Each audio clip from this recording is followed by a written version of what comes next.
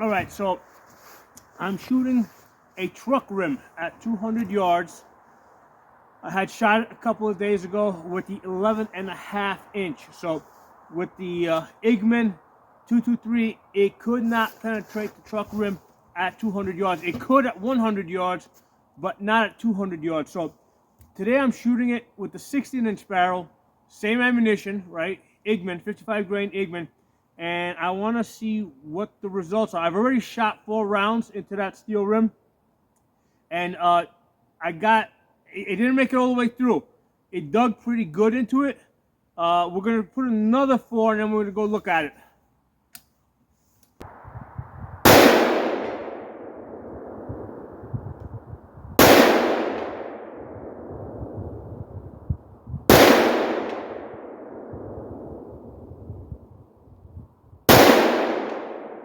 Okay. Sounded like 4 hits.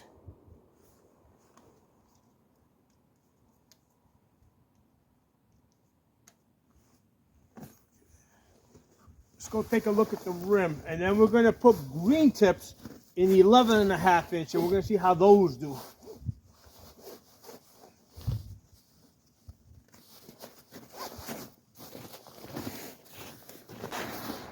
So it looks like one actually penetrated here, and that one kind of went into it but didn't make it all the way through, and these over here skipped. I'm gonna fire another 4 shots. This time I'm gonna hold lower because I think these impacts over here, they just might have been coming in at a bad angle. Looks like there was some impacts here, so it's a total of 8 shots. Hey everyone, I shot the green tips out of the 11.5 inch barrel on the truck rim, and I lost the video. Okay, so this is actually the next day. Okay, so the prior shooting that you saw was from yesterday, and I'm redoing this part of the video. So with the 11.5 inch, with the green tips on the truck rim, okay, we got some good penetration here. 3 shots went through. Now, usually I can tell by the way the holes are. Like these green tips on this truck rim, they're getting through, but I can, just the way that, like they haven't gone through like a laser, okay? And then like this one over here, that one didn't go all the way through.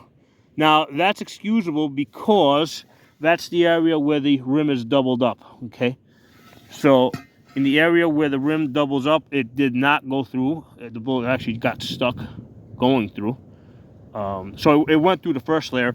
This one over here, again, it caught it in a funky area where it did make it through, but then it hit that other piece of connecting rim there. So we don't have a great hole. And then this one over here, it looks like the bullet came in. It skipped off this, went into that part right there, took a nice gash out of the steel, but because it had lost so much energy and basically hit it sideways, it didn't go through. But the green tips in the area where they hit it clean and it wasn't doubled up, they went right through. Now this is probably, for the 11.5 inch, this is probably like the edge of the range, because I can tell the way these holes are made. If this was pushed out to 300 yards, it probably wouldn't be penetrating. Okay, but yeah, listen, these green tips in your they turn your 11.5 inch AR pistol into something completely different. The penetration that we got on the green tips with on the 11.5 is better than the penetration that we got on the 16-inch with the regular target ammo. Now, granted, if you put the green tips in the 16-inch, we're going to get much better penetration with that. I would think that there's a good chance it would penetrate the steel rim at 300 yards, okay, in the 16-inch barrel. So yeah. So somebody had asked me in the comments, because I had tried the regular target ammo on this truck rim at 200 yards, and I couldn't get penetration. And then they recommended I try the green tips, which I already had in my mind anyway, because I was thinking the same thing. And yeah, the green tips, 11.5 inch, you know, that's going to give you definite, you know, it's going to give you some good capability. Now, what I also did is I went to 100 yards. And I just wanted to, just do some accuracy testing. So let's go look at the target. Again, I shot this yesterday, but I lost the video. So I'm kind of doing some catch up here.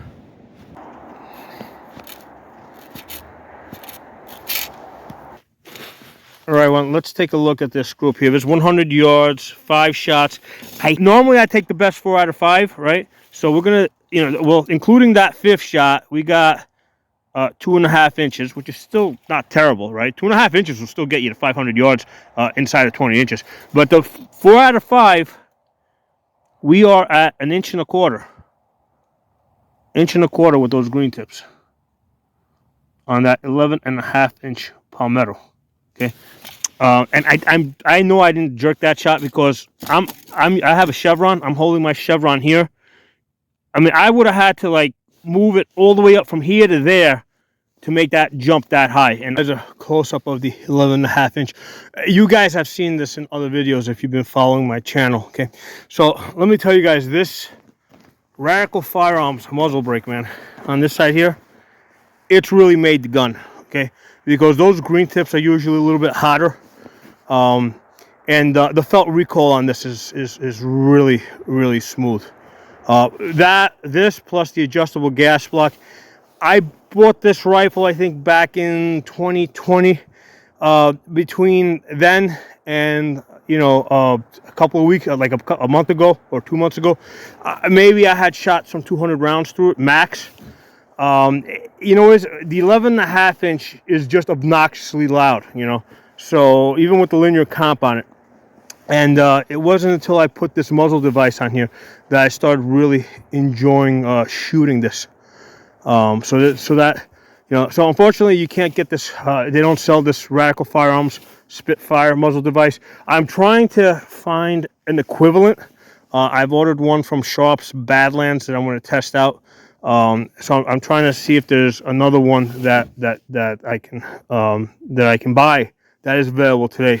But this one is really excellent. I mean, it's not a suppressor, but it comes pretty damn close. And I've done videos where I shoot this at night.